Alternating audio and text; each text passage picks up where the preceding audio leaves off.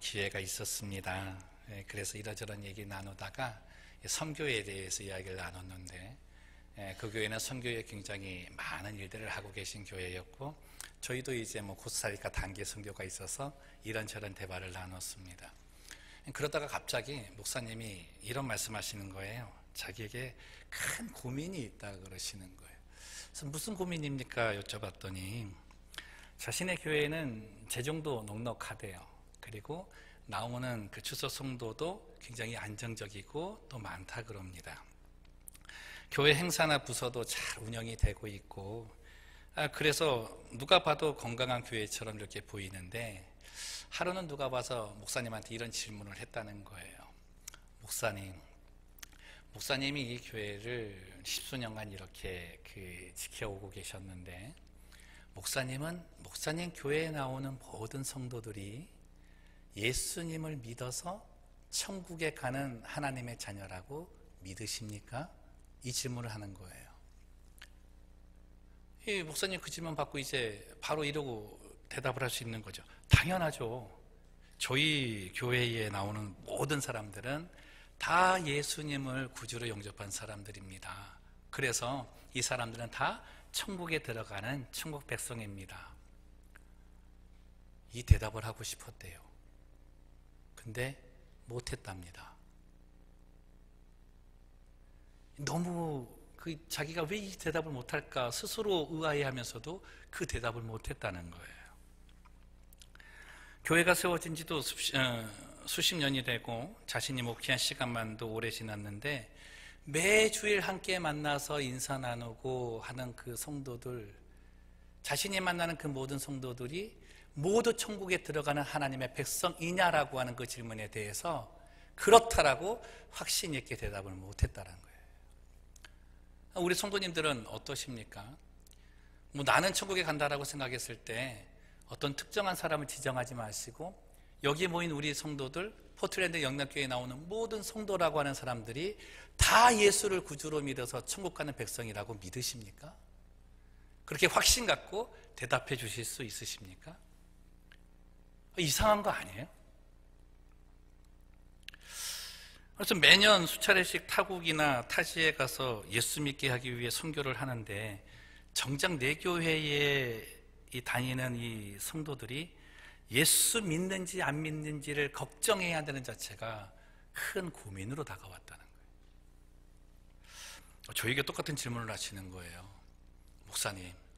목사님이 섬기는 교회의 모든 성도들이 다 하늘나라에 가는 하나님의 백성이라고 확신하십니까? 부끄럽지만 저도 대답을 못했거든요. 너무 이상한 것 아닌가요? 이런 생각에 깊은 반성을 했습니다. 근데 실제로 이 질문은 교회라는 곳에서는 전혀 의미 없는 어리석은 질문이거든요. 교회라고 하는 그 말뜻을 우리가 살펴봐도 이 질문은 성립이 되지를 않습니다. 교회라는 말을 처음 사용하신 분이 우리 예수님이신데요, 마태복음 16장에 보면 예수님께서 제자들에게 자신이 누구냐라고 이렇게 물으실 때가 있었습니다. 그때 베드로가 이런 대답을 하죠. 마태복음 16장 16절 말씀 보시면, 시몬 베드로가 대답하여 이르되 함께 할까요? 주는 그리스도시요 살아계신 하나님의 아들이시니이다. 이 대답 듣고 예수님이 너무 좋아서 이제 베드로를 축복하는 가운데 이런 말씀하십니다. 예수께서 대답하여 이르시되 17절 18절 말씀 보시면, 바요나 시몬아 내가 복이 있도다. 이를 내게 알게 한 이는 혈육이 아니요 하늘에 계신 내 아버지시니라. 또 내가 내게 이르노니 너는 베드로라. 내가 이 반석 위에 무엇을 세우리니? 내 교회를 세우리니 음부의 권세가 이기지 못하리라. 여기서 처음 교회라는 말을 쓰세요. 이 교회라는 말이 헬라어 원어로 에클레시아라고 하는데, 에크는 아우로보라고 하는 뜻의 전치사이고, 레시아는 세속, 세상이라는 말입니다.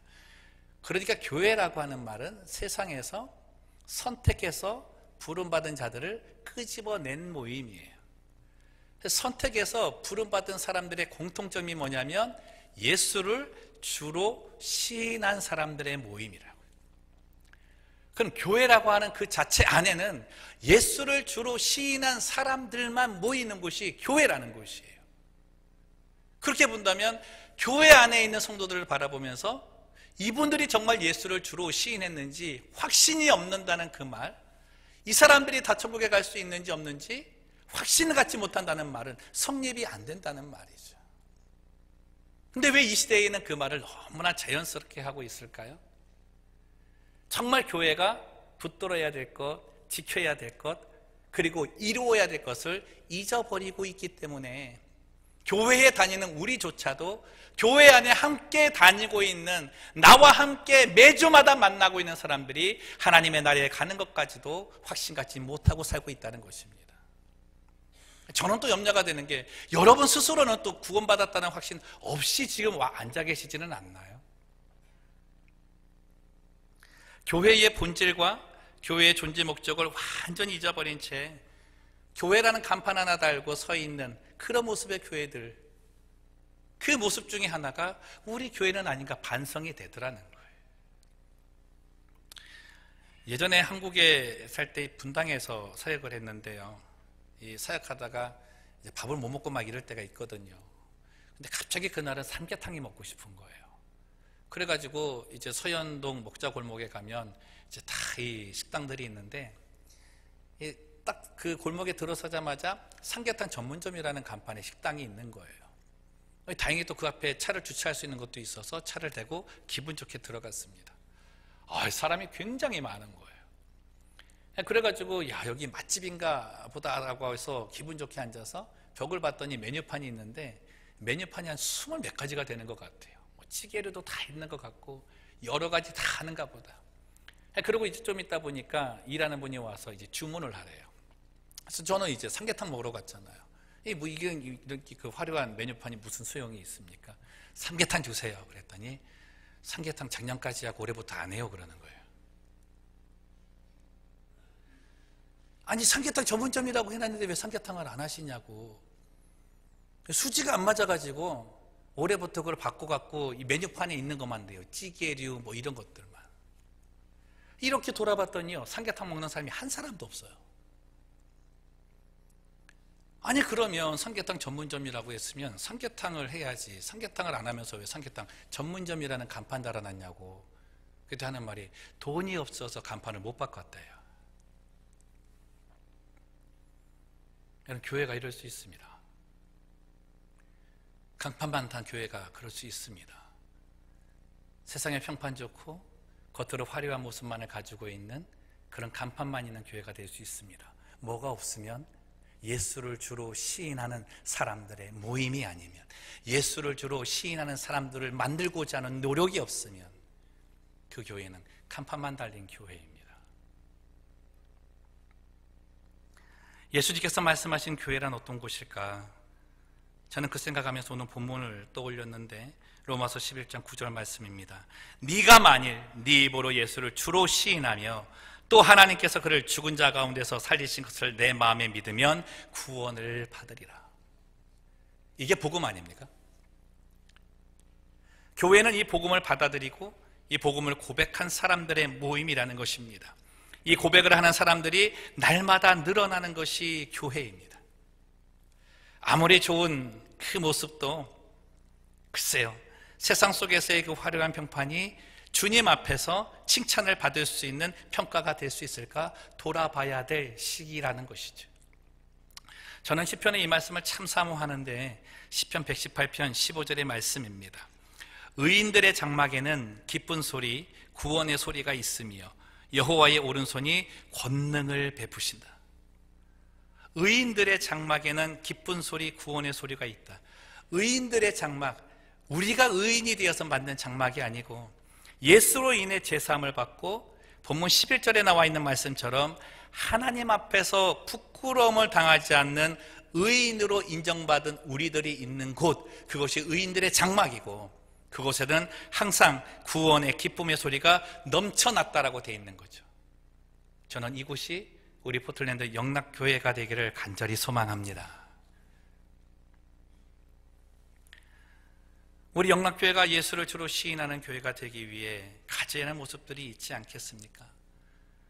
저는 다른 것보다도 우리 포틀랜드 영락교회에서는 예수 그리스도의 십자가의 은혜가 항상 기억나는 교회가 되기를 소망합니다.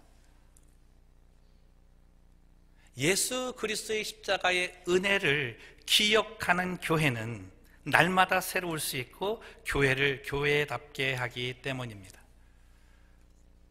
우리가 예수 그리스도의 십자가를 생각할 때마다 떠오르는 것들이 있잖아요. 다시 되새겨지는 것이 있지 않습니까? 그게 뭡니까? 나는 죄인이다 라는 겁니다. 때로는 온전한 죄의 회개를 하지 못할 경우도 있습니다. 그냥 엎드렸을 때 하나님 나는 그냥 죄인입니다 라고 얘기하지만, 나는 죄인입니다 라고 하는 그 순간에 우리 주님이 주인이 되십니다. 여러분, 누군가에게 잘못해 보셨습니까? 나이가 어리던 아니면 지위가 나보다 높든 낮든 상관없이 상대에게 잘못을 하잖아요. 그러면 우선은 꿀리게 돼 있어요. 우선은 꿀리게 돼 있다고요. 잘못해놓고 나서 당당한 사람이 없다는 거예요. 한 번은 우리 둘째하고 어디를 갔는데 이제 그 시스템이 좀 바뀐 모양이에요. 근데 나는 옛날 시스템을 알고 있었고 우리 아들은 이제 새로 바뀐 시스템을 알고 있었죠.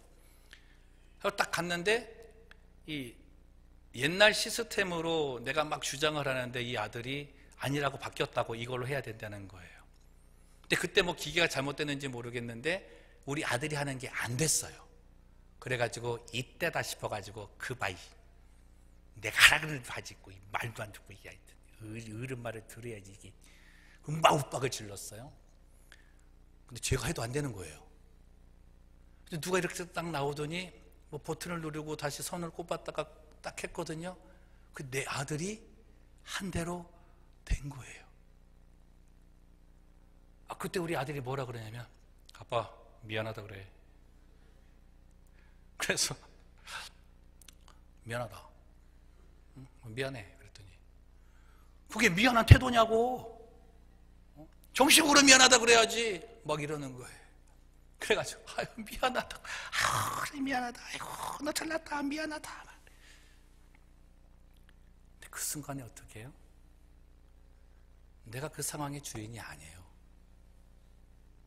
그가 주인이에요. 내가 주님 앞에 내가 죄인이다라고 고백하는 그 순간에 나는 내가 주인이 아니에요. 예수님이 주인이에요. 여러분, 그래서 오늘 본문 말씀 보시면 12절 말씀이 이렇게 돼 있는 거예요. 유대인이나 헬라인이나 차별이 없음이라 한 분이신 주께서 모든 사람의 주가 되사 그를 부르는 모든 사람에게 부요하시도다. 그를 부르는 모든 사람, 그를 예수로 주로 시인하는 자들은 모두가 자신이 죄인임을 깨닫고 그 앞에 엎드리는 사람입니다. 참다운 회개가 예수를 주인 되게 한다는 거예요. 같이 해봅시다. 회개가 주님을 주인 되게 합니다. 진정한 나의 삶의 주인이 주님임을 알고 그분을 주인으로 모시는 사람들의 모임이 교회라고 하는 것입니다. 그래서 어떻게 해요? 교회는 예수님이 주인이십니다. 제가 이 교회에 처음 부임을 했을 때 첫 설교를 하고 나서 아마 질의응답 시간에 제가 들은 소리로 알고 있는데 한 집사님께서 저에게 이런 질문을 하셨어요. 목사님, 교회는 목사나 장로가 주인이 아니죠? 이러시는 거예요. 그래서 무슨 얘기냐고 그랬더니 목사 한 사람이나 좀 힘 있는 장로가 대통령 역할을 하는 건 아니지 않습니까? 이렇게 질문을 하셔서 제가 그랬어요. 맞다고. 교회는 예수님이 세우셨고 예수님이 주인이시라고. 이 일이 어떻게 일어날 수 있을까? 저는 본문 보면서 그러는 거예요. 유대인이나 헬라인이나 차별이 없습니다. 이 내용 안에는 예수님의 십자가의 은혜를 받지 못할 만큼의 자격 없는 자가 아무도 없습니다. 그 자격은 하나님이 정하시기 때문입니다. 모두가 예수 그리스도의 십자가의 은혜를 받을 만한 자격이 다 있습니다. 그러나 그 선택이 하나님께 주어져 있는 거죠. 우리의 외적인 어떠한 조건이나 상황이 구원의 조건이 아니라는 거예요. 그래서 차별이 없습니다. 두 번째는 너나 나나 다 죄인이라는 거예요. 너는 죄가 많고 나는 죄가 적고 이런 죄의 경중을 따질 것이 아니라 너나 나나 다 사망 권세 아래에 있었던, 죽어서 다 지옥 갈 수밖에 없었던 죄인이라는 거예요. 차등이 없다라는 겁니다. 그래서 어떻게 해요? 교회에서는 그 누구도 큰 소리 낼 수 있는 자가 한 명도 없는 겁니다. 예수님께서 베드로에게 말씀하실 때 내가 이 반석 위에 내 교회를 세우겠다 그러셨어요. 포트랜드 영락교회가 56년 동안 지내오는 이 모든 순간순간마다 교회의 머리가 되신 분도 예수님이시요, 교회를 지켜오신 분도 예수님이시요, 교회의 머리가 되셔서 앞으로 지켜가실 분도 예수님인 줄로 믿습니다. 내가 이 교회에 몇십 년 다녔다는 것이 그렇게 중요하지 않아요. 나는 몇십 년 동안 이 교회를 지켰어. 아니요, 사람이 지킬 수 없습니다. 사람이 세우지 않았기 때문에 그래요. 예수님이 세우셨고 예수님이 지키셨고 예수님만이 주가 되십니다. 지난 3년간에 이 교회에서 사역을 하면서 이런 말씀들을 종종 하시는 것을 제가 좀 들었습니다. 우리 교회는 목사님 말 한마디면 다 그대로 되는 것 같아. 그러시는 거예요. 목사님 결정하면 그대로 다 가는 것 같아. 근데 심지어는 뭐라 그러시냐면 우리 당회 장로님들은 허수아비고 예스맨이라고 그러시는 거예요. 그래가지고 의도하지도 않았고 그러고 싶지도 않은데 뭐 장로님들이 무슨 죄가 있습니까? 그저 이제 목사하는 일 도와준다고 성심성의껏 정말 기도하면서 도와주신 건데 그분들이 왜곡되게 매도를 당하고 계시는 거죠. 저도 나도 모르는 사이에 이 교회의 왕이 되어 있는 거예요. 이건 아닌 것 같아요.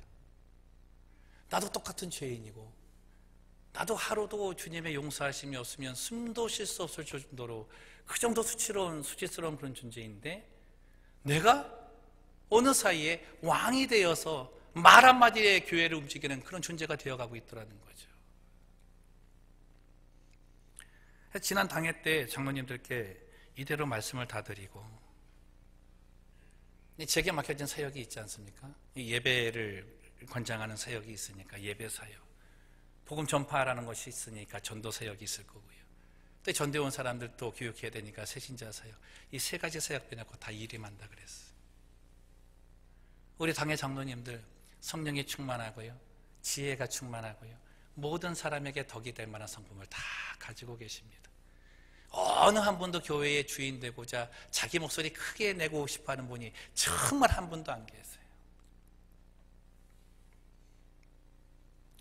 저는 이 생각하면서 왜 성령께서 초대교회의 사도들에게 교회의 모든 일을 맡기지 않으시고 집사들을 세워서 교회의 모든 일을 관장하고 말씀과 그리고 기도에 전념하도록 하신지 깨닫게 되었습니다.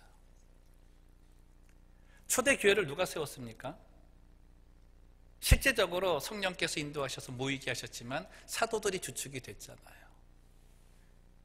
이 사도들이 계속해서 교회의 일들을 다 관장하고 가다 보면 이 사도들도 자신도 모르게 교회의 주인이 되더라는 거예요. 모든 사람들이 다 사도에게 찾아와가지고 묻고 답 듣고 이런 일들을 하게 된다는 거죠. 그러면서 어떤 일이 일어납니까? 사도들이 자신의 주님을 잊어버리는 거예요. 내가 이 교회의 주인 되다 보니까 이 교회를 세운 예수님을 잊어버려서 그분이 주신 사명을 놓치고 살게 되더라는 거죠. 그래서 말씀과 기도에 전념하는 일로 보내신 거예요. 예수님께서 사도들에게 주신 권위는 영적인 권위입니다. 세속의 권위가 아니에요. 저도 이제 그 일을 하려고 합니다. 세상의 권위가 아니라 영적 권위로 교회를 세우게 하신 우리 주님의 뜻을 좀 따라서 살려고 합니다. 주님은 이 교회에 아무도 주인 되기를 원치 않으십니다. 왜냐하면 주님이 주인이 되셔야 교회다워지기 때문입니다. 모든 일들은 우리 당의 장로님들하고 다 상의해 주시면 좋겠습니다.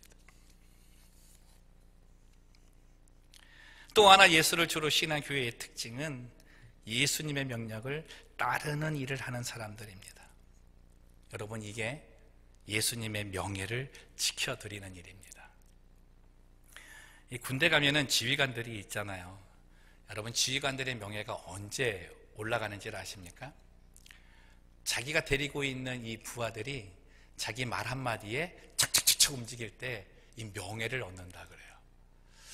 저는 군대 가기 전까지만 해도 계급이 높은 사람이 무슨 명령을 내리면 그 밑에 사람들은 다 듣는 줄 알았어요. 근데 진짜 가고 보니까 그럴 때도 있지만 그렇지 않을 때도 있더라고요. 예전에 우연치 않은 기회로 이제 그 별 하나단 사단장님하고 최전방 부대에 이렇게 위문을 하러 간 적이 있었어요. 근데 이제 이 별이 오니까 그 부대가 난리가 났잖아요. 막 치우고 난리가 났는데 이제 딱 가는데 이제 가서 소개해주는 사람이 중령이었어요. 근데 이제 중령이 자기가 데리고 있는 부하들이 있는 소대에 가서 이제 뭐 이런 거 저런 거 알려주고 이러려고 이제 우리를 데리고 간 거죠. 근데 그 병사가 이제 뭐를 이렇게 막 만지고 있었는데 이제 저희들이 들어가니까 그냥 그 하던 것을 놓고 정자세로 해서 격려를 하고 이렇게 서 있었어요. 근데 그럴 때 제가 있고 사단장이 있고 그 옆에 이제 중령이 있었는데 이 사단장이 이 사병한테 뭘 시킨 거예요. 이걸 이렇게 좀 하라고. 이거 이렇게 하는 게 더 맞을 것 같다고 이렇게 한번 해봐 이렇게 거든요. 이 사병이 안 움직이는 거예요. 이 별이 얘기를 하는데 이 짝대기가 움직이질 않는 거예요. 저는 생각할 때 얘가 고문관 아니면 이상한 애다. 둘 중에 하나인 거예요. 너는 큰일 났다 이제. 근데 그 옆에 중령이 딱 한마디 하는 거예요. 야, 누구 사단장님이 한 대로 해. 그때 듣는 거예요. 이 사단장이 너무 황당한 거예요. 정신 말짱한 애예요. 근데 자기 말을 안 듣고 중령의 말을 듣는 거예요. 그리고 왔어요. 부대로 복귀하고 나서 저는 걱정이 되죠. 근데 어떻게 그 병사하고 이제 식사를 같이 하게 됐어요. 그래서 조용히 가서 물었어요. 너 어쩌려고 그러냐고.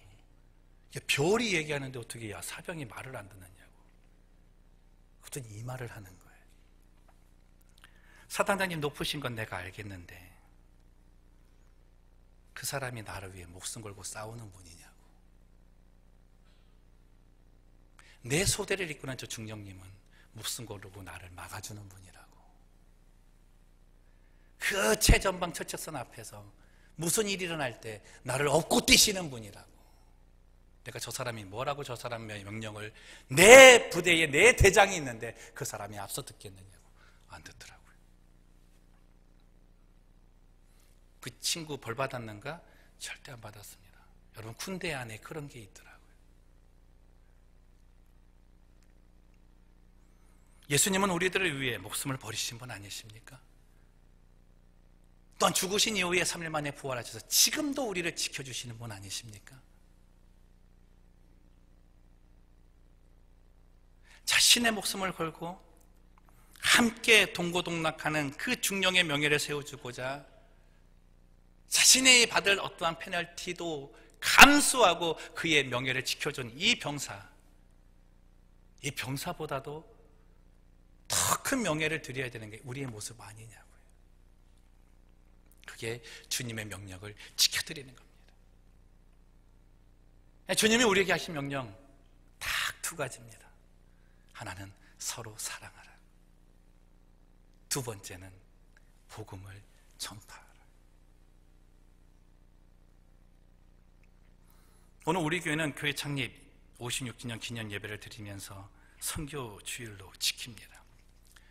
교회의 참 목적이 죄사함의 은혜가 있고 구원의 노래가 있으며 이 구원을 전파하는 것이기 때문에 우리는 이 목적을 감당하고 사명에 헌신하고자 고백하기를 원하는 거죠.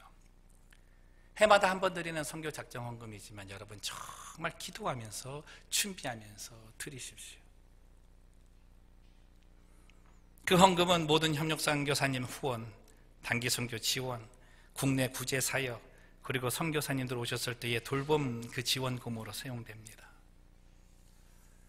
56년 동안 하나님께서 우리 포틀랜드 영락교회를 지키신 이유, 지금도 남기신 이유, 그리고 앞으로도 이끌어 가실 이유는 예수를 주로 시인하는 사람들의 모임이 되기 위함입니다. 저는 우리 그 말씀 인도하시는 분들에게 올 한 해에 우리 구역의 목표를 드렸습니다. 구원의 확신을 갖는 성도들 만들라. 우리가 만들지는 건 아니잖아요. 기도하는 가운데 수년 동안 같이 구역 이 모임을 가지면서 나와 함께한 사람이 구원의 확신이 있는 것조차도 알지 못한다면 이건 우리가 직무유기하고 똑같다. 우리 구역 안에, 우리 선교회 안에 교회는 다닌다고 하는데, 매주마다 왔다 갔다 한다고 하는데 예수를 주로 시인하는 사람이 없다면 그건 모두가 기도해야 될 제목이 아니겠느냐.